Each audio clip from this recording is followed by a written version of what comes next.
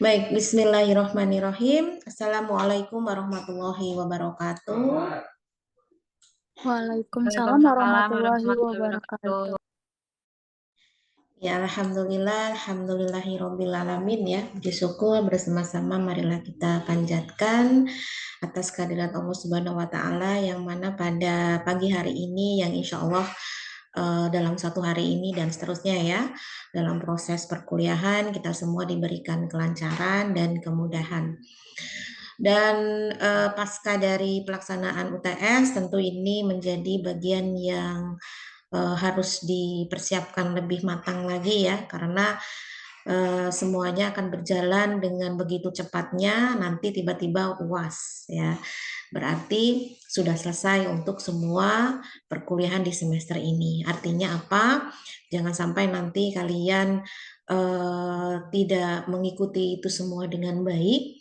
Akhirnya dalam pelaksanaan UAS akan mengalami kendala ya, dan tentunya itu semua sangat berpengaruh dengan hasil nilai akhirnya ya. Harapannya sih semuanya bisa dinyatakan lulus ya, dan harapannya juga sih semuanya itu nilainya tidak ada yang di bawah B ya, karena mengingat untuk mata kuliah obat tradisional ini sebetulnya adalah mata kuliah lanjutan yang mana dasar-dasarnya semuanya sudah kalian peroleh di semester-semester sebelumnya ya. Jadi hanya menambahkan hal-hal penting saja yang memang belum kalian peroleh di mata kuliah sebelumnya ya.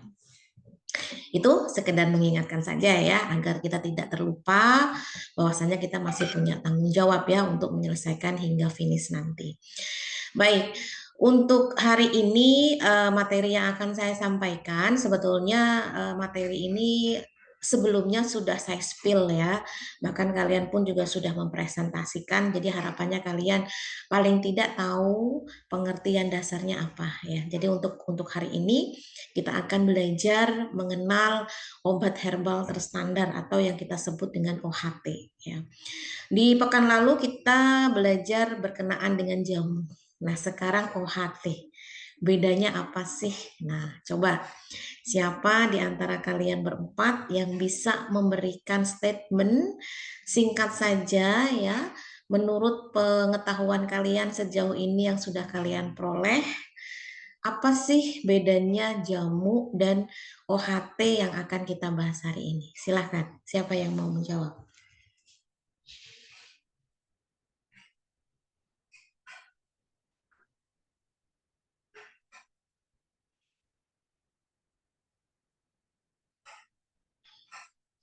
Silakan, dari 4 mahasiswa di sini.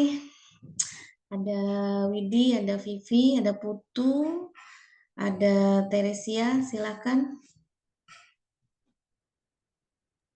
Izin menjawab, Bu. Ya, silakan Vivi. Kalau jamu itu obat tradisional yang dari bahan alami, terus berdasarkan pengalaman turun-temurun, belum diuji ilmiahnya. Kalau OHT itu obat herbal yang udah diuji praklinik dan bahan bakunya itu udah distandarisasi, jadi lebih ilmiah dari jamu. Oke, baik. Itu ya perbedaannya menurut Vivi. Nah, sekarang satu lagi, siapa yang mau menjawab? Boleh sama, kan tapi kan cara penyampainya berbeda. Ya, tidak perlu khawatir kalaupun toh sama pada prinsipnya, tetapi kan saya ingin melihat bagaimana mahasiswa dapat menyampaikan ya menurut pendapatnya. Atau mungkin ada pendapat lain. Nah, itu kan unik ya. Kalau sama nggak apa-apa, ya, nggak perlu khawatir. Silakan. Teresia mau menjawab? Widi? Ini ada atau tidak ini? Oh, ini saya absen aja lah inilah. Kalau nggak nyaut berarti saya anggap nggak ada ya. Vivi tadi ada. Desak Dewi Diari ada? Ada Ibu. Ah, kan nongol kalau dipanggil ya. Tadi diem baik ya. Putu Sukma ada? Ada Ibu. Ada, alhamdulillah ya. Teresia ada? Ada Bu. Ada semua. Saya tuh khawatir cuma Vivi aja di Zoom ini kan. Jadi kita private ya, Vi. Ayo coba satu lagi, boleh siapa aja? Saya coba pengen tahu bahasan yang sudah kita lakukan kemarin itu ada sesuatu yang membuat kalian paham sejauh mana sih paling tidak untuk mengetahui perbedaan antara jamu dan OHT. Silakan, siapa?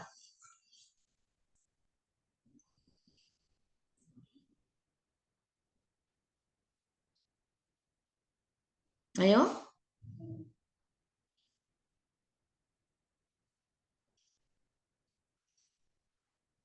Nggak ada, cuma Vivi aja tadi. Bu, ini perbedaan jamu dan OHT gitu ya, Bu. Mm-mm. Jadi kalau jamu itu dia itu terbuatnya dari bahan alam yang sederhana gitu, misalnya kayak dari daun-daunan, terus rimpang atau akar. Nah, kalau OHT itu kan obat herbal terstandar. Dia itu bahannya itu udah teruji, terstandarisasi dan teruji secara klinik. Nah, OHT itu memiliki standarnya itu lebih tinggi dan pembuktian ilmiahnya yang lebih kuat dibandingkan jamu karena telah melalui uji praktik dan standar bahan baku. Oke, nah itu kan bisa keluar ya, malah lebih lengkap juga. Artinya dalam hal ini ya, jangan sampai kalian tidak tahu ya. Kita tuh mengambil mata kuliah obat tradisional itu harus paham prinsip apa sih arti tradisional itu. Apakah semua obat tradisional itu disebut jamu? Nah, itu kan perlu ditelaah lebih lanjut. Nah, kalau memang kita anggap obat tradisional itu langsung menjurus pada jamu, lalu statusnya obat OHT, obat fitofarmaka apa? Nah, itu kan ini sebetulnya sudah kalian bahas banyak ya di presentasi sebelumnya, regulasi berkenaan dengan obat alam tradisional ya. Sebetulnya mau itu jamu, mau itu OHT, mau itu fitofarmaka, semuanya masuk ke dalam kategori obat tradisional. Tapi ada bedanya, ya. Samanya apa? Mereka sama-sama berasal dari bahan alam tentunya. Ya, mau itu dari hewan, tumbuhan, mineral ya. Nah, tergantung dari apa yang akan kita ambil. Tapi ada perbedaan yang memang mendasar sekali. Level yang paling dikatakan paling rendah, rendah di sini bukan berarti itu membahayakan ya. Karena kalau kita berbicara masalah membahayakan atau tidak, pengalaman empiris itu memang tidak ada lawan ya. Empiris itu kan hitungannya tidak 1-2 hari ya, tetapi puluhan tahun sudah dimanfaatkan. Dan sejauh ini semuanya baik-baik saja. Itu akan jauh lebih menjamin ya. Tetapi kita tidak lupa bahwasanya dalam perkembangan ilmu sains kita tidak bisa hanya berdasarkan pengalaman empiris saja. Kita harus lebih lanjut ya, harus ada standarisasi berkenaan dengan bahan bakunya ya.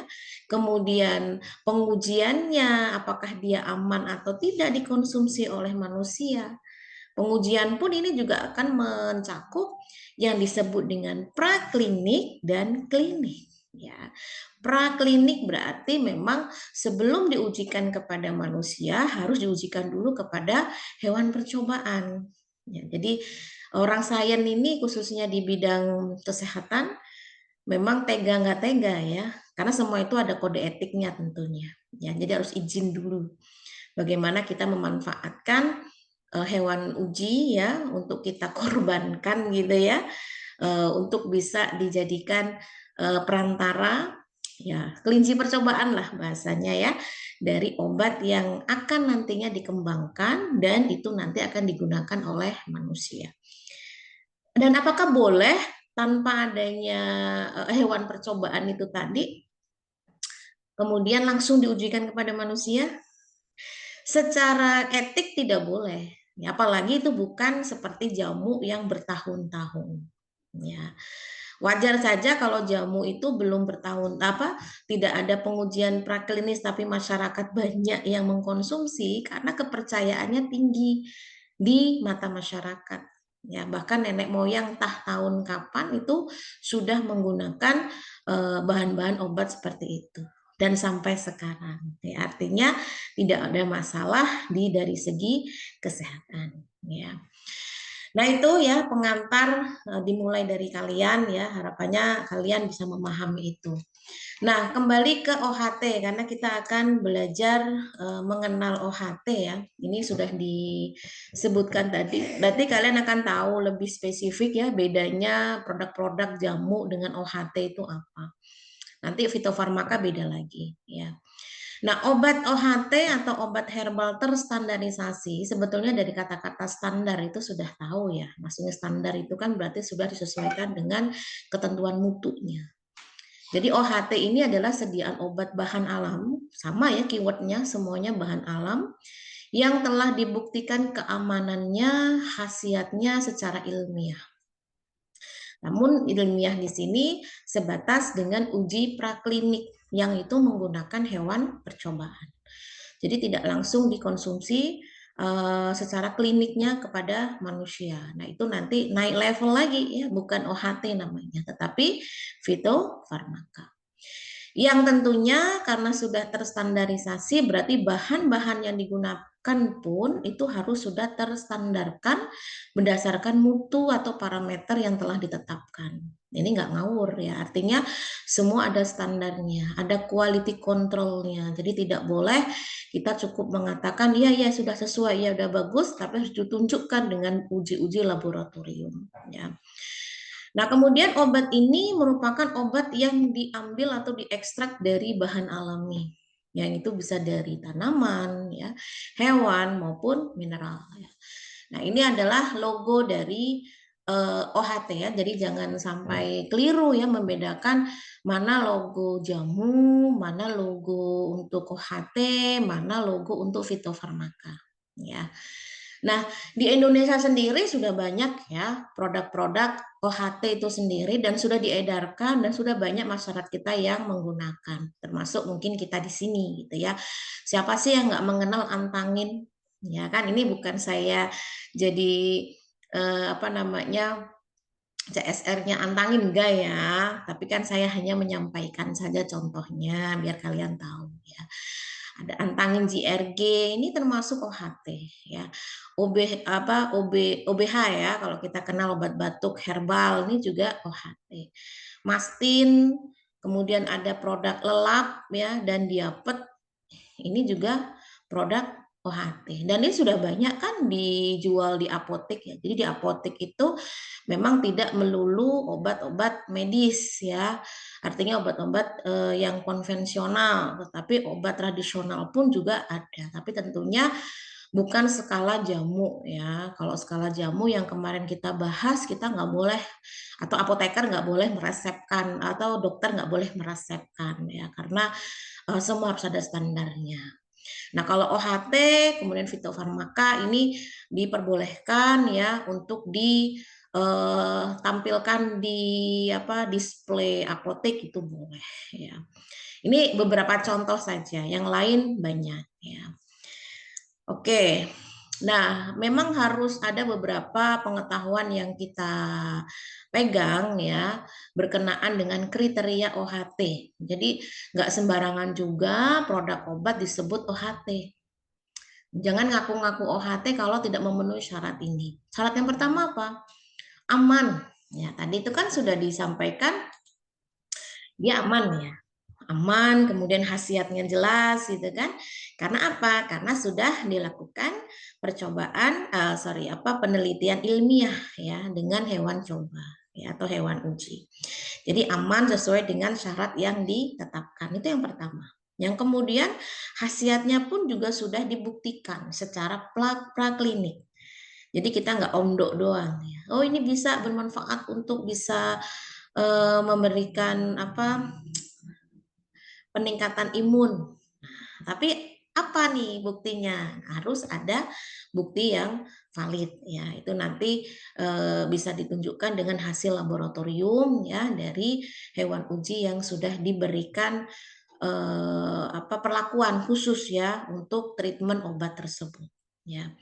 Kemudian yang ketiga apa? Telah dilakukan standarisasi untuk bahan baku yang digunakan.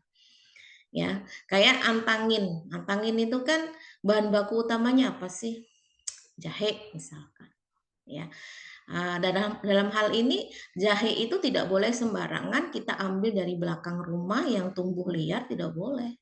Semua harus terstandarkan, harus diseragamkan. Makanya biasanya industri-industri besar itu tidak mau, yang apalagi yang kaitannya untuk obat ya. Kalau untuk pangan mungkin masih bisa, tapi kalau untuk obat tidak bisa. Biasanya mereka akan kerjasama dengan petani ya yang mempunyai lahan besar, atau memang industri itu punya lahan yang besar untuk menumbuhkan bahan bakunya sendiri. Jadi terkontrol ya, dari mulai penyiapan lahannya ya, pembibitan, penyuburan ya, sampai pemanenan. Jadi semuanya itu terkontrol dengan baik atau terpantau.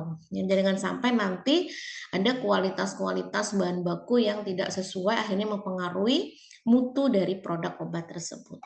Ya, itu keywordnya tuh di situ. Nah, kemudian memenuhi persyaratan mutu yang berlaku itu jelas ya. Jadi tidak sembarangan untuk bisa mendapatkan label atau logo OHT ya, butuh perjuangan yang ekstra ya. Apalagi kan kita di bawah naungan BPOM ya, semuanya ada persyaratan-persyaratan yang sifatnya administratif yang tidak boleh ditinggalkan. Nah, ini yang sudah kalian bahas di presentasi kemarin itu ya. Bagaimana untuk jamu, bagaimana untuk OHT, bagaimana untuk fitofarmaka, itu punya rules atau regulasi yang berbeda-beda, dan itu tidak boleh kita skip ya. Artinya dalam hal ini akan terpantau oleh Badan POM ya. Nah, di sini saya sedikit akan memberikan pemahaman ya. Jadi di Indonesia, sebetulnya nggak jadi Indonesia sih, di negara-negara berkembang lainnya, bahkan negara maju pun itu juga masih banyak kok, malah semakin meningkat kepercayaannya untuk obat herbal tradisional. Mungkin malah di kita saja yang tidak begitu rame ya. Artinya dokter-dokter itu belum banyak yang fokusnya itu di bidang obat tradisional ya. Tapi kalau di negara-negara lain ya, misalkan negara Cina, India, itu sudah banyak dokter-dokter yang spesialisnya itu justru ke obat herbal tradisional. Jadi sudah bisa diresepkan ya. Artinya memang semuanya harus saling mendukung ya, karena tentunya dalam pengembangan obat herbal tradisional ini tidaklah murah ya, tidaklah murah dan tidaklah mudah. Jadi semuanya ada step-step yang tidak boleh di skip ya, karena ini sangat menentukan keberhasilan lolos tidaknya suatu obat itu dapat dinyatakan apakah dia itu aman atau tidak. Nah, supaya kalian tidak bingung ya, tadi saya menyebutkan ada obat herbal tradisional, ada obat konvensional ya, itu sesuatu yang berbeda, jangan dianggap sama ya. Konvensional atau yang kita kenal juga dengan obat kimia ya. Sedangkan kalau obat tradisional ya obat tradisional. Nah, kita lihat ada beberapa parameter perbedaan dari keduanya. Bisa dari bahan baku obatnya, standarisasi obatnya, ya, cara kerjanya, efek sampingnya. Tentu semuanya punya plus minus ya. Artinya dalam hal ini kita bisa melakukan telaah lebih lanjut ya, sesuai dengan kebutuhan yang akan kita perlu gitu. Jadi tidak boleh memaksakan kondisi. Kalau memang itu sudah tidak bisa menggunakan obat tradisional, ya kita harus menggunakan obat konvensional begitu, agar dia lebih spesifik dalam proses penyembuhan ya. Nah, kita lihat dari bahan baku. Ya tadi sudah dijelaskan ya. Semua obat tradisional, mau jamu, OHT, mau fitofarmaka, itu semua dari bahan alam ya, atau campuran dari bahan alam, misal dari hewan, mineral, dari tumbuhan, itu ada yang dicampur. Jadi tidak cuma dari satu sumber saja ya, bisa bermacam-macam. Nah, kalau obat konvensional tidak ya. Obat konvensional ini sifatnya sintetik atau anorganik. Jadi sudah melibatkan sesuatu yang bersifat teknologi ya. Bagaimana kita membuat sintetik dari suatu bahan atau senyawa gitu ya, sehingga memang tidak langsung kita ambil dari bahan alam. Plusnya apa di sini? tidak banyak bahan alam yang digunakan. Karena kalau kita semuanya melulu menggunakan bahan alam tanpa adanya upaya untuk memperbaiki atau meregenerasi, tentu akan berakibat buruk untuk lingkungan. Ya, jadi tidak perlu ada teknologi khusus ya, tinggal diambil aja dari lingkungan kita itu sudah bisa mendapatkan bahan baku. Ya. Tapi kalau obat kimia tidak, obat kimia itu disintetik ya. Ini butuh orang yang paham terkait ilmu kimia ya. Bagaimana kita membuat sintetis dari bahan atau senyawa tertentu ya tanpa harus mengambil dari sumbernya. Ya, itu yang pertama berkenaan dengan bahan baku obat. Yang kedua, standarisasi obat. Kalau dibandingkan keduanya, ya tentunya obat konvensional yang sudah memiliki standarisasi yang lebih baik ya. Karena didukung oleh teknologi itu tadi. Kita memang tidak bisa lepas dari teknologi ya. Kadang teknologi ini sesuatu yang harus kita pertimbangkan karena akan lebih memudahkan dan mempersingkat waktu gitu. Jadi tidak butuh waktu yang lama sedangkan kebutuhan obat itu semakin meningkat ya. Nah, kalau untuk obat yang herbal tradisional ya, ini eh, nggak semuanya itu di bawah ditentukan oleh BPOM ya. Kayak jamu sendiri itu belum ada standar khusus. Tapi kalau kayak OHT sama fitofarmaka memang ada peraturan khususnya dari BPOM ya. Oleh karena itu memang kalau untuk obat herbal tradisional itu tidak harus mengikuti prosedur yang diatur ya, walaupun mungkin ada beberapa standar yang diterapkan ya. Nah, itulah yang membuat kenapa untuk obat herbal tradisional itu sulit untuk sifatnya tuh konsisten ya. Tapi kalau untuk konvensional ini nggak konsisten. Jadi harus terstandar dengan baik ya, bahkan ketat ya quality controlnya.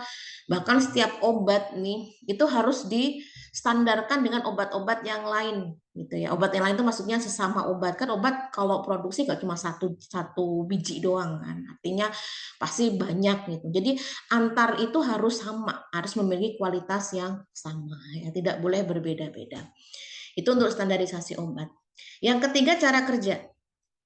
Nah, kalau cara kerjanya, kita melihat komposisi dari obat herbal tradisional sama obat konvensional.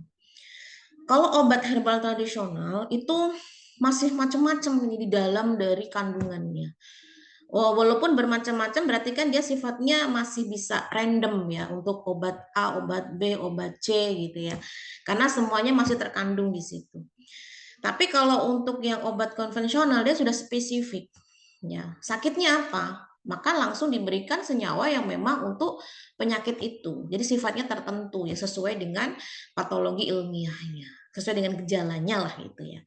Tapi kalau untuk obat herbal tradisional ini sifatnya bukan untuk menyembuhkan secara spesifik, tapi membantu ya proses penyembuhan ya, yang mana untuk menyeimbangkan fungsi dari organ-organ tubuh supaya dapat bekerja dengan baik. Makanya tadi saya menyampaikan semua tergantung dari kondisi pasien atau kebutuhan kita. Kalau memang kondisi penyakitnya ini sudah di ambang batas ya bukan obat herbal tradisional yang menjadi solusi, tapi lebih ke obat konvensional karena dia tuh tepat sasaran, fokus gitu ya. Nah, kapan kita menggunakan obat herbal tradisional? Ketika penyakit itu belum terlalu diambang batas dan kita masih bisa treatment atau kewaspadaan sebelum kita sakit.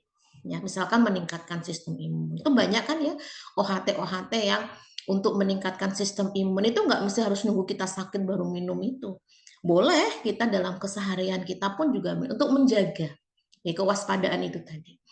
Tapi kalau untuk obat konvensional, nggak bisa. Kalian bertahan dengan sakit yang diderita, misalkan penyakitnya udah ambang batas, dengan treatment obat tradisional, mau berapa lama waktunya? Gitu ya. Jadi memang dalam hal ini kita melihat kebutuhan dan kondisi fisiologis tubuh. Kenapa sih kita harus dibawa ke rumah sakit kalau kondisi tubuh kita sudah lemah? Karena kita harus ada asupan yang tidak semuanya melalui oral. Harus melalui pembuluh darah, infus misalkan. Nah, kalau untuk obat tradisional nggak bisa, harus melalui oral ya kalau kondisi lambungnya itu oke. Nah, kalau yang kondisi lambungnya nggak oke, jangankan mau makan, mau minum, satu teguk air aja mungkin keluar lagi. Nah, itu kan harus ada upaya-upaya yang lebih lebih diperhatikan lagi. Ya. Yang terakhir efek samping obat. Ya. Nah, ini harus kalian pahami betul ya. Kalau keduanya bukan berarti tidak ada efek samping. Itulah kenapa setiap obat yang dikeluarkan oleh industri kefarmasian itu harus mencantumkan label efek samping, terutama untuk orang-orang tertentu yang memang ada hal-hal yang tidak mendukung atau sifatnya kontra dengan obat tersebut untuk mekanisme kerjanya. Ya, makanya baiknya sih dikonsultasikan dengan mereka yang paham. Jadi kalau saya yang punya penyakit ini atau mungkin dalam kondisi hamil, menyusui, ini boleh nggak ya minum ini? Itu kan nanti ada indikasi-indikasinya itu di situ. Ya, jadi memang itu tidak boleh diabaikan. Bahkan kalian pun yang nantinya akan menjadi seorang tenaga vokasi farmasi ketika bekerja di pelayanan kefarmasian atau apotek, entah itu di rumah sakit ya, itu harus bisa menjelaskan ya untuk informasi obat tersebut. Jadi nggak cuma sekedar melayani pembeliannya apa, butuhnya apa, tanpa adanya embel-embel informasi obat. Ya, atau yang kita kenal dengan PIO ya, kalau kalian sudah belajar berkenaan dengan pelayanan kefarmasian yang sudah disampaikan oleh dosennya. Ya, jadi harus ada komunikasi yang baik antara kalian sebagai seorang tenaga vokasi farmasi dan pasien yang membeli obat. Bahkan sekarang pun saya yakin mungkin kalian yang sudah bekerja di apotek pun sudah tahu ya vibes apotek dan bagaimana proses memberikan pelayanan itu juga harus sudah dibiasakan dari sekarang ya. Oke, kembali ke efek samping obat tadi. Kalau obat herbal tradisional ya itu efek sampingnya lebih relatif kecil. Nah, kalau sudah bicara relatif kecil ini menjadi apa? Menjadi kecondongan masyarakat untuk lebih memilih obat herbal tradisional. Banyak loh di antara kita yang memilih obat tradisional karena risiko atau relatif kecil itu tadi tuh efek sampingnya. Bahkan tidak ada gitu ya. Tetapi itu tadi karena efek sampingnya itu risikonya lebih kecil ya. Tetapi akhirnya apa? Untuk mekanisme kerjanya atau reaksinya itu lumayan cukup lambat sehingga tidak bisa memberikan efek pengobatan yang cepat. Nah, itulah tadi saya menyampaikan. Kita lihat kebutuhannya. Kalau sifatnya obat penyakitnya ini sudah di ambang batas, ya sangat tidak tepat kalau kita menggunakan obat herbal tradisional. Ya memang betul relatif kecil untuk resikonya, tapi untuk si penyakitnya tidak tembus-tembus gitu ya. Malah akan semakin menurunkan sistem imunitas kita. Ya. Nah, kalau untuk obat konvensional kebalikannya. Dia memiliki reaksi yang lebih cepat karena dia tepat sasaran, spesifik senyawanya. Untuk penyakit A, penyakit B, penyakit C itu jelas gitu ya. Namun itu tadi punya efek samping yang dapat mengganggu atau mempengaruhi fungsi tubuh. Nah, itulah kenapa pentingnya kita berkonsultasi dengan dokter ya. Tapi dengan kalimat atau statement seperti ini jangan diterima mentah. Masyarakat akan sulit menerima. Oh, berarti saya nggak mau yang obat konvensional. Kenapa?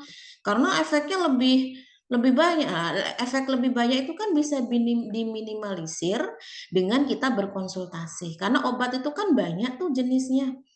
Ya, kalau nggak bisa A kan ada opsi B, nggak bisa B opsi C. Nah, dokter lebih paham terkait itu. Makanya kita memberikan informasi kepada masyarakat itu tidak setengah-setengah atau tidak sepotong-sepotong. Akhirnya membuat mereka untuk enggan ya, untuk di treatment atau diberikan perawatan obat konvensional.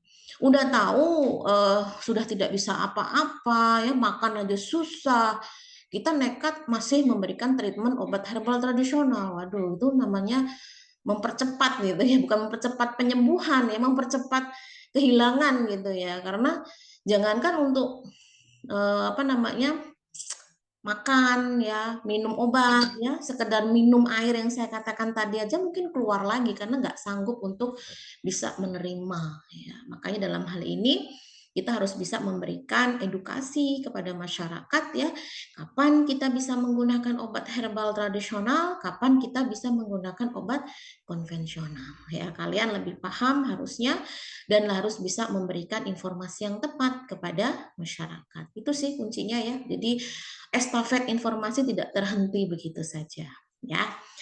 Oke, jadi harapannya kalian sudah tahu ya. Ini karena khusus membahas tentang OHT, berarti kriteria OHT-nya juga sudah paham. Kemudian saya tampilkan perbedaannya ya. Jadi obat herbal tradisional yang itu mencakup jamu, OHT, dan fitofarmaka. Jika dibandingkan dengan obat kimia atau konvensional, itu kalian sudah tahu juga perbedaannya apa. Ya, jadi sudah tidak apa ya? Aduh, saya kurang paham loh. Waduh, ini ketara banget nggak mengikuti perkuliahan dengan baik kan begitu. Oke. Secara teori mungkin cukup itu ya, kalau OHT karena memang sifatnya tidak begitu banyak ya yang bisa dibahas dari OHT. Mungkin di sini lebih spesifiknya saya akan memberikan beberapa informasi, tapi tidak semua jenis OHT saya sampaikan ya, karena itu tadi pasti memiliki jenis-jenis yang berbeda. Namun di sini saya akan tampilkan satu produk OHT ya yang bisa kalian bisa jadikan pembelajaran. Yang pertama adalah diapet ya. Siapa sih yang nggak tahu obat diapet ini gitu ya. Eh, Ketika kita mendengar diapet itu karena saking sudah tersohornya di iklan-iklan ya, baik iklan TV, iklan yang lain-lainnya. Oh, itu kaitannya dengan obat diare kan pasti akan berpikir seperti itu karena ya sudah terkenal gitu ya.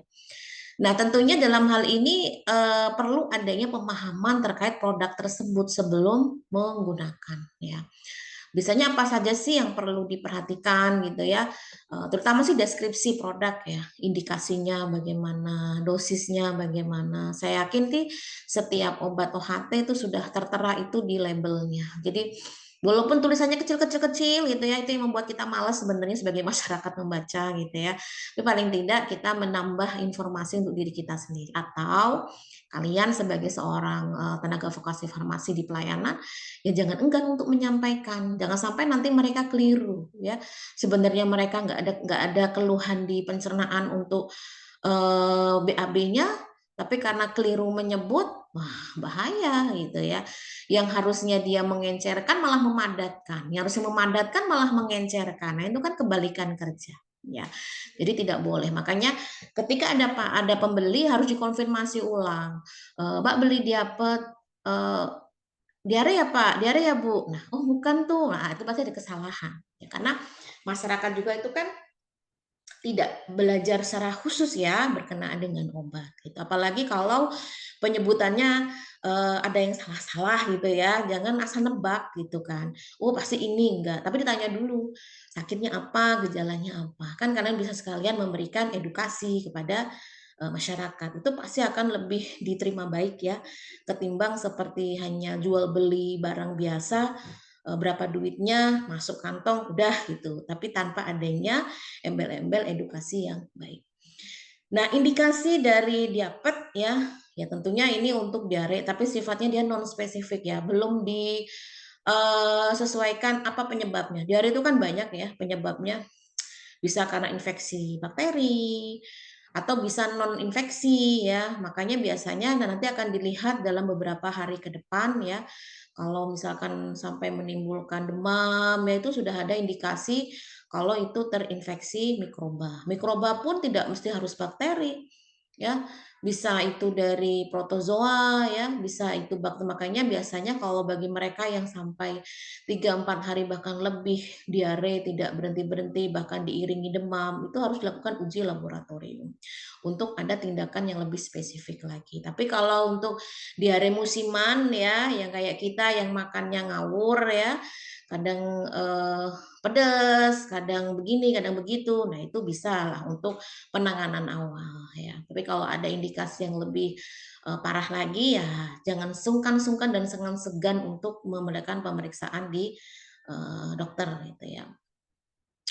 Nah, di sini diapet itu selain untuk diare non spesifik dia akan mengurangi frekuensi BAB. Biasanya kan untuk mereka yang diare itu kan ini ya rutin gitu ya, bahkan dalam hitungan menit gitu.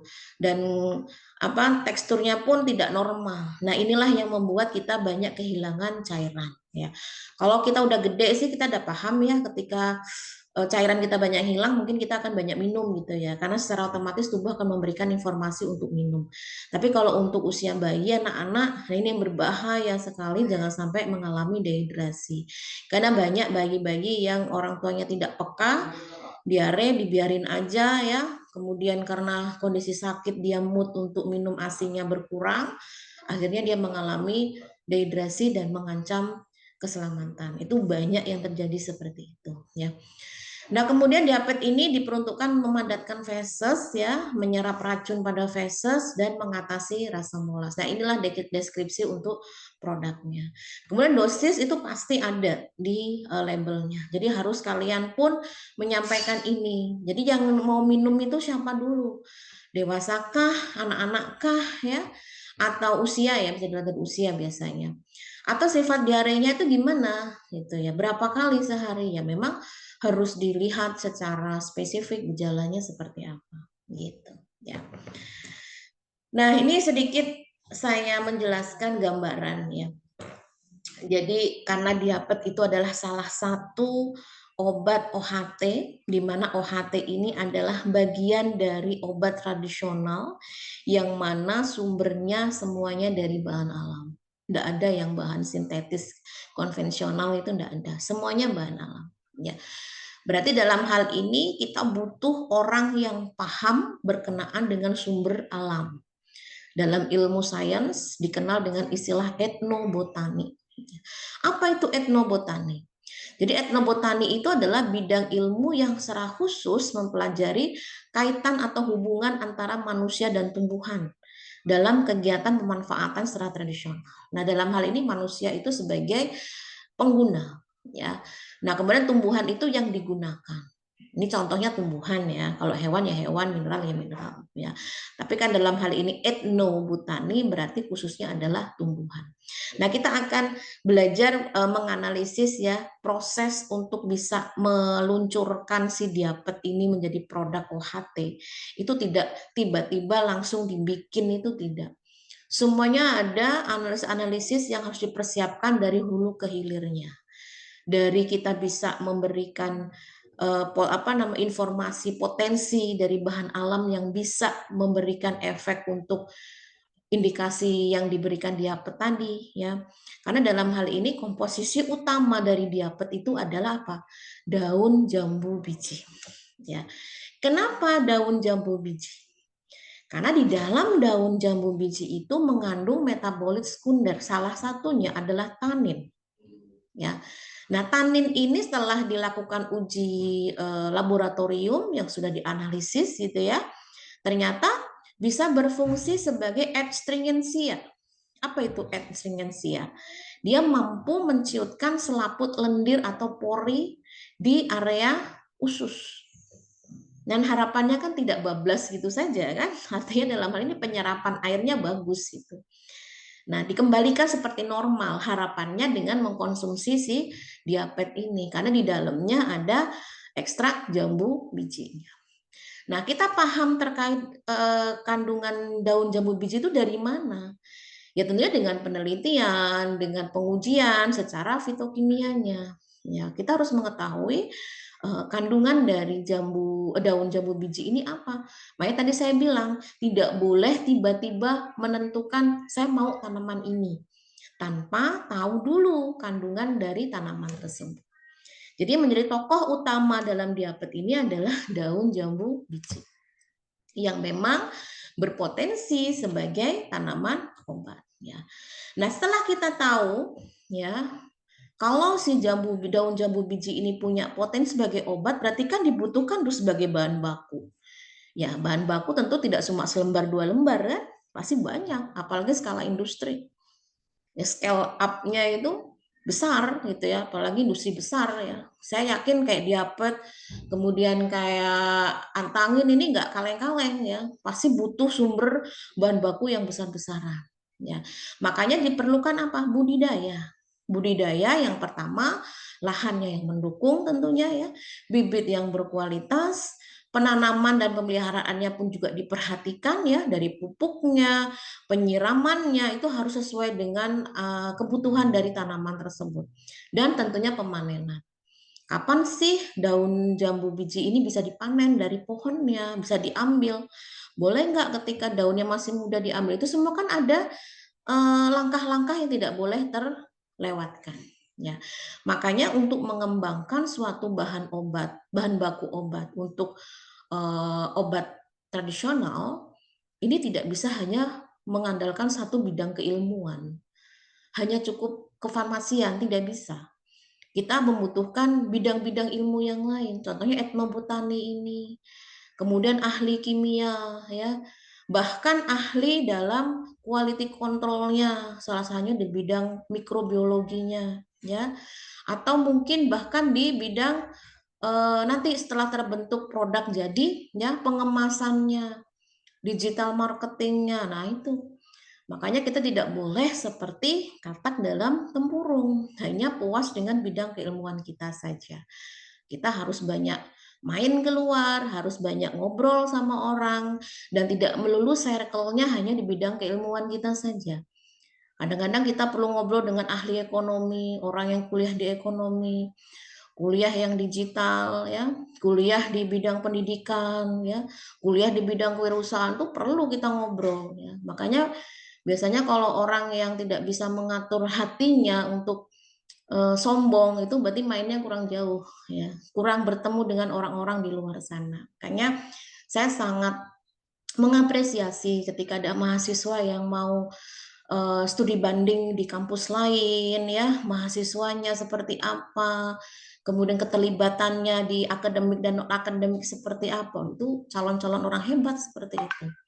Jadi tidak hanya berkutat dengan kesibukan kita yang itu semua tiba-tiba sudah lama dan akhirnya usia tidak bisa membohongi, lah selama ini gue kemana aja. Nah, itu kan penyesalan di akhir ya. Jadi jangan sampai nanti itu terjadi. Mumpung masih muda, pergilah jauh kemana-mana ya. Karena nanti sudah saatnya kalian, bagi perempuan ya, berkeluarga, punya anak, ya aduh itu udah susah banget ya. Artinya dalam hal ini mumpung masih muda silahkan berkelana, tapi jangan lupa pulang ya, repot juga nanti kalau nggak pulang ya. Oke, itu ya. Nah, kemudian ada istilah penyiapan simplisia. Nah, simplisia itu kan bahan bakunya ya. Bahan baku yang akan digunakan dalam pengembangan obat tradisional. Nah, ini tidak perlu saya sampaikan lagi karena sudah disampaikan di materi-materi sebelumnya ya. Makanya tadi saya bilang sayang sekali kalau obat tradisional ini sampai ada yang nilainya di bawah B. Ya, syukur-syukur A semua.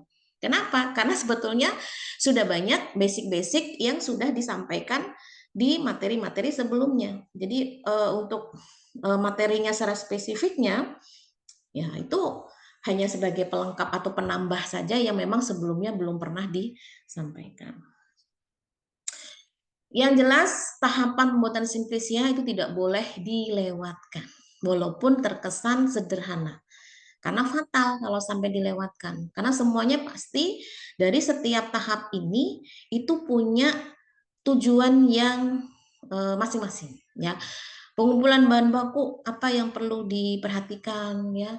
Sortasi basah apa itu ya. Dan kenapa harus ada sortasi basah? Oh, untuk memisahkan ini Bu, bagian-bagian yang tidak dibutuhkan. Nah, iyalah kalau kita butuhnya daun apa tadi jambu biji ternyata di situ ada daun kecombrang misalkan karena tumbuhnya deketan dengan pohon kecombrang bahaya enggak? Ya iyalah karena bukan spesifik untuk daun jambu biji. Makanya yang melakukan pembuatan simplisia ini yang memang mereka yang belajar, nggak sembarangan ya. Bahkan tahu bentuk daun biji, daun jambu biji itu kayak apa gitu. Jadi nanti kalau ada yang menyelinap di situ yang nggak kesengaja tercampur, kita tahu oh ini bukan daun jambu biji gitu. Atau mungkin yang lainnya misalkan kayak jahe, oh ada kecampur kencur. Nah, karena kita nggak ketahuan itu bedanya jahe sama kencur apa karena udahlah bentuknya sama masukin aja. Nah, itu bahaya. Ya, jadi memang harus mengenal spesifik bahan baku yang akan digunakan. Pencucian harus di air mengalir ya. tidak boleh di air tergenang. Kenapa? Itu ada tujuan itu. Ya, kalau dia sifatnya tumbuhnya di dalam tanah, itu harus disikat dulu. Supaya apa? Tanah-tanahnya dia tidak ikut. Nah, itu kan ada teknik-teknik khusus ya, tergantung dari bahan bakunya apa. Apakah dia dari rimpang-rimpangan, batangnya, daunnya, akarnya, buahnya, semua tergantung dari sumber bahan bakunya.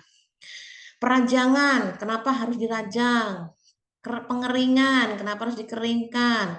Dengan cara apa saja? Ini sudah saya sampaikan semua di mata kuliah sebelumnya ya. Nah, ada sortasi kering. Di awal tadi sortasi basah, sekarang sortasi kering. Apa bedanya kan gitu? Satunya basah, satunya kering, Bu. Ya iya. Kalau sortasi basah berarti kan dilakukannya sebelum ada pengeringan. Ya, kalau sortasi kering, ya setelah pengeringan. Siapa tahu ada bagian-bagian yang rusak, tidak layak pakai kan. Pengeringan itu tidak melulu dengan penjemuran menggunakan sinar matahari, ya. Biasanya menggunakan oven, ya. Siapa tahu ada yang gosong, ada yang tidak layak, terpotong atau mungkin bagaimana. Nah, itu bisa tersisihkan, ya. Kemudian pengepakan dan penyimpanan dan dilakukan pemeriksaan mutu. Nah, pemeriksaan mutu inilah yang disebutkan tadi. Kalau untuk OHT dan fitofarmaka harus terstandarisasi untuk bahan baku. Bahan bakunya apa sih? Ya tanaman itu kalau memang itu dari tanaman. Ya, jadi kalau bahan bakunya tidak distandarkan ya tidak layak disebut OHT dan fitofarmaka. Tapi kalau untuk jamu standarisasinya ya standarisasi ala homemade ya rumahan. Artinya tidak spesifik seperti OHT dan fitofarmaka. Ya kayak kita menyediakan menu makanan di rumah lah. Tapi kan selayaknya kita menyediakan menu makanan di rumah yang untuk keluarga kita sendiri, tentunya kalau untuk keluarga atau orang-orang yang kita sayangi kan tidak sembarangan ya kita menyediakan makanannya. Mentang-mentang dari alam nggak dicuci gitu kan, nah itu bahaya. Apalagi kalau misalkan zaman sekarang ini kan penggunaan pestisida itu tidak bisa dielakkan ya. Makanya cuci bersih bahkan direndam dengan air garam itu kan tujuannya untuk menghilangkan kalau ada pestisida-pestisida atau hewan-hewan kecil-kecil yang nempel-nempel di sayuran-sayuran. Itu bahaya sekali kalau sampai ikut tertelan ya. Sama halnya dengan jamu. Pembuat jamu pun juga pemikirannya seperti itu. Untuk orang-orang yang disayang yang tujuannya jamu itu untuk memberikan stamina tubuh malah menjadi penyakit. Nah, itu bahaya sekali. Oke, itu untuk penyiapan simplisia ya. Nah, kalau untuk karena kita akan lebih spesifik yang dimanfaatkan adalah ekstrak. Ini kan ranahnya ranah OHT ya, yang digunakan adalah ekstrak gitu ya. Kalau jamu itu kan langsung dari tumbuhannya, entah diseduh, entah direbus ya. Makanya logo jamu itu kan bentuknya tanaman ya, kalau kalian masih ingat. Maksudnya tumbuhan gitu, karena bisa langsung digunakan dari tumbuhannya. Tapi kalau untuk OHT ekstraknya ya. Nah, ini pun tidak boleh sembarangan. Jadi harus ada optimasi prosesnya, pengambilan sampelnya bagaimana, metode ekstraksi yang digunakan bagaimana. Ekstraksi itu kan pasti butuh yang namanya pelarut, ya kan? Nah, kalau pelarut yang digunakan ini tidak safety untuk kesehatan, boleh nggak? Ya nggak boleh, semua harus ada standarnya, begitu. Harus benar-benar mendapatkan ekstrak yang berasal dari tanaman itu tanpa adanya pelarut. Apalagi kalau pelarutnya itu pelarut organik seperti etanol ya, itu harus ada pengujian sisa pelarut ya. Biasanya menggunakan spektro untuk mengetahui apa namanya kandungan dari etanol yang ada di dalam sampel tersebut. Ini sudah ada regulasinya ya. Kemudian untuk fitokimia ya, percuma juga kalau seandainya kita sudah mengekstrak suatu bahan alam tapi di dalam ekstrak kita itu tidak mengandung metabolis sekunder yang kita inginkan. Kok bisa, Bu? Ya bisa, karena dalam hal ini bukan berarti tanamannya tidak mengandung metabolis sekundernya, tetapi mungkin dalam proses penyiapan ekstraknya ada hal-hal yang tidak sesuai dengan ketentuan, sehingga membuat senyawa-senyawa itu menjadi rusak atau hilang. Makanya ekstrak pun ya perlu dilakukan uji fitokimia, misalkan kandungan metabolis sekunder untuk alkaloid ya, saponin, tanin, flavonoid, steroid, dan lain-lain. Yang memang ini menjadi sasaran untuk khasiat nantinya. Tanpa adanya kandungan ini ya khasiatnya ya nothing. Ya apa yang mau dihasiatin kalau metabolis sekundernya tidak ada. Ya. Kemudian scaling up, nah ini kalau udah skala industri ya, jadi memperbesar jumlah untuk produksinya ya. Tapi tentunya dalam hal ini ketika ingin memperbesar jumlah produknya ya harus ada pengujian dulu. Nanti udah terlanjur banyak yang dihasilkan ternyata tidak sesuai kan akhirnya rugi ya. Makanya harus ada pengujian-pengujian laboratorium untuk mengetahui keamanannya ya. Tadi itu kan kalau untuk OHT diujikannya tidak hanya secara standarisasi bahan bakunya, tetapi juga untuk diujikan produknya ke hewan uji atau kita kenal dengan praklinik itu tadi. Ya, secara ilmiahnya itu tervalidasi lah ya bahasanya seperti itu. Itu kalau untuk OHT yang berasal dari ekstrak. Nah, sekarang ketika produk itu jadi ya, itu ada tahap-tahapan yang harus dipahami ya. Namun dalam hal ini yang saya sampaikan sifatnya yang umum ya, bukan spesifik untuk si dapat aja, tapi umum. Jadi yang jelas kita butuh ilmu teknologi farmasi ya untuk memformulasi sediaan. Jadi kayak diapet, kayak antangin itu nggak sembarangan itu dalam menentukan formulasinya ya, itu pasti banyak uji-uji atau banyak trial and error ya, makanya itu tadi ya formula itu mahal ya. Kalau kita sudah menemukan formula yang pas, apalagi itu yang oke, kalau dalam bahasa kita sehari-hari resep lah ya, resep masakan. Makanya orang-orang yang bergerak di bidang kuliner itu nggak mau sembarangan ngasih resep. Resep yang dikasih itu ya umum aja, yang kita sebetulnya nggak perlu nanya pun tahu. Oh, nasi gorengnya si A, Pak A itu enak banget loh ditanya. Pak, apa sih resepnya, Pak? Pasti dia nyebutin ingredientnya yang umum. Biasa, bawang putih, bawang merah, cabai, lain-lain gitu ya. Tapi tidak memberikan resep spesifiknya apalagi berapa-berapanya. Nah, itu kan rahasia dapur. Sama dengan sediaan di kefarmasian. Perusahaan-perusahaan besar tidak akan mau membocorkan resep-resep itu kepada yang lainnya, apalagi itu rivalnya ya, yang menjadi pesaingnya, tidak sembarangan ya. Makanya itu semua ada hak intelektualnya atau hakinya ya, itu nggak boleh diganggu gugat ya. Ada sertifikat yang jelas gitu bahkan. Nah, formulasi sediaan. Nah, kalau untuk obat herbal ya berarti melibatkan proses mengubah zat aktif atau ekstrak itu menjadi bentuk sediaan ya dengan bantuan bahan tambahan. Ya, kalaupun toh memang dia petani itu sumber utamanya adalah jambu biji ya bahan utamanya ya nggak cuma jambu biji toh ya pasti ada bahan-bahan yang lain yang nantinya akan dibentuk obat herbal OHT. Dia bentuknya apa dulu? Misalkan bentuknya dia tablet ya pasti dia akan memberikan bahan-bahan untuk pembuatan dalam bentuk tablet atau dalam bentuk kapsul ya, semua kan pasti punya zat tambahan sendiri untuk itu. Jadi tidak melulu dalam bentuk jambu bijinya, daun jambu bijinya. Jadi kalau kalian minum atau mengkonsumsi OHT itu sudah beda dengan bentuk aslinya ya. Kayak antangin kan bentuknya cair ya, kemudian diapet kan bentuknya kan dia padat. Nah itu sudah tidak mewujudkan bentuk dari sumber aslinya. Kalaupun toh memang ada yang sama, biasanya warnanya sih, karena nggak bisa dibohongi kalau warna ekstrak itu kan mempengaruhi dari sediaannya. Tapi kalau jamu itu bisa masih tercium aroma aslinya, karena memang tidak ada tambahan-tambahan lain yang bisa membentuk produk jadi itu tadi, seperti OHT ya. Kemudian stabilitas ya, ini merupakan faktor penting ya untuk memastikan efisiensinya, kualitasnya, daya saingnya ya berbagai industri. Jadi harus dalam kondisi yang terus stabil. Karena stabil ini setiap itu diproduksi, nanti produksi berikutnya lagi ya sama kualitasnya, tanpa ada perubahan yang signifikan yang itu menurunkan kualitas. Tapi kalau ada upgrade itu beda lagi ya. Nah, ini stabilitas itu mengacu pada kemampuan sistem produksi ya untuk mempertahankan kinerja atau output ya dari konsisten dari waktu ke waktu. Jadi meskipun itu ada gangguan internal dan eksternal itu nggak akan mempengaruhi. Jadi makanya pentingnya menjaga stabilitas itu ya.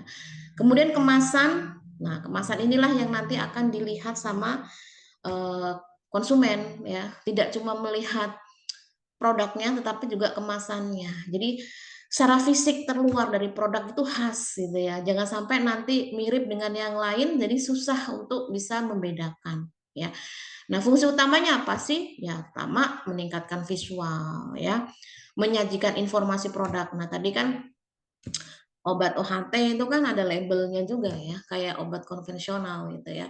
Dari komposisinya apa, kemudian indikasinya apa, dosisnya bagaimana, itu semua sudah tersaji di situ. Bahkan efek sampingnya pun juga ada ya. Serta mempertahankan nilai dari produk ya. Jadi kemasan ini sangat menentukan ya.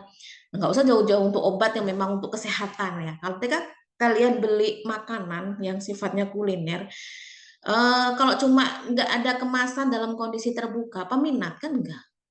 Tapi walaupun sama-sama gorengan ya, sama-sama gorengan nih, tapi kemasannya yang satu cantik ya, dibuat kreatif gitu. Pasti nilai belinya akan meningkat. Ya, walaupun mungkin harganya lebih mahal karena ada kemasan.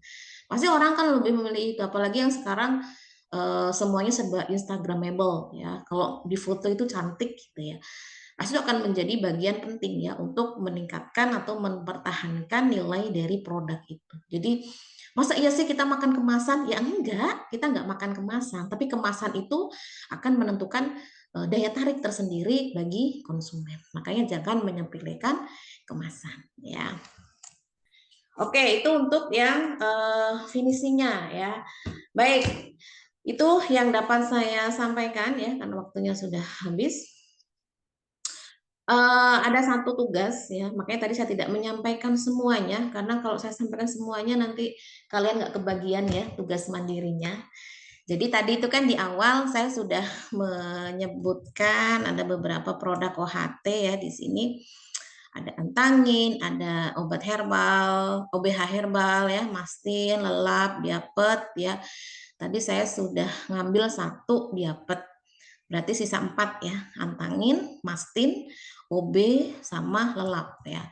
Silakan kalian pilih satu ya, tidak boleh sama dari 4 opsi itu tadi. Saya juga ngerjain tugas tuh tadi berarti ya, untuk yang diapet kan. Nah, pilih satu jenis OHT yang beredar di Indonesia ya. Tadi yang sudah saya tampilkan boleh ya. Buat PPT yang mencakup satu nama obat tradisional atau nama dagangnya apa. Kemudian yang kedua, komposisinya. Yang ketiga, bobot, isi, dan jumlah tiap wadah, ya. Kemudian khasiat dan kontraindikasinya apa, kadaluarsanya, ya, sesuai dengan yang kalian ambil contohnya, ya. Nomor pendaftarannya, ya, nomor kode produksinya, nama dan alat industrinya, ya. Semua hal di atas harus ditunjukkan pada foto produknya. Jadi benar enggak di dalam produk itu mencakup itu semua. Nah, bagi kalian yang bekerja di apotek, gampang aja nggak usah beli ya, tinggal minjem sebentar di foto kan boleh. Ya.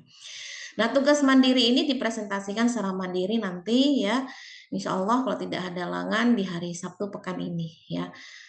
Selain saya memberikan kuliah, juga ada presentasi untuk tugas mandiri ini pada tanggal 24 Mei 2025 ya. Kalau memang saya tidak berhalangan, insya Allah dilaksanakan hari Sabtu ya.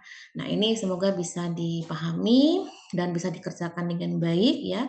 Ingat ini tugas mandiri, jadi masing-masing dari kalian itu bertanggung jawab untuk memberikan yang terbaik dari pilihan jenis OHT yang sudah kalian tentukan. Boleh kalian random atau di list boleh, yang penting jangan sampai ada yang sama satu dengan yang lain.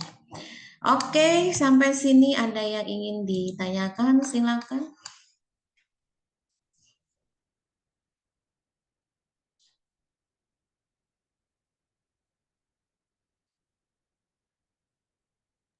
Ibu Tidak, itu Bu, sudah menyebutnya cukup jelas.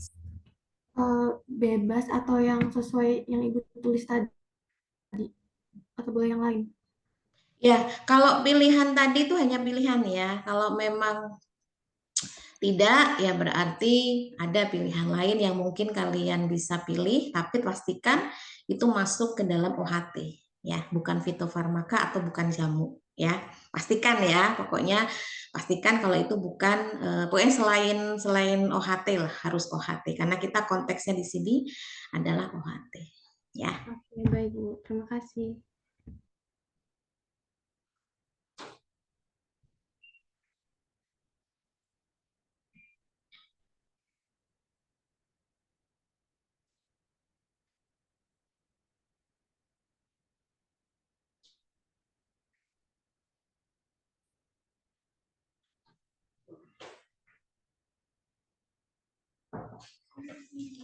Oke, kalau cukup saya akhiri ya untuk perkuliahan kita hari ini.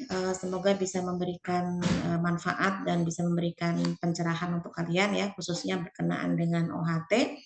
Dan kita akhiri membaca hamdalah bersama-sama. Alhamdulillahirrabbilalamin. Ya, terima kasih. Selamat pagi. Assalamualaikum warahmatullahi wabarakatuh. Waalaikumsalam warahmatullahi wabarakatuh. Terima kasih, Bu. Oke, sama-sama.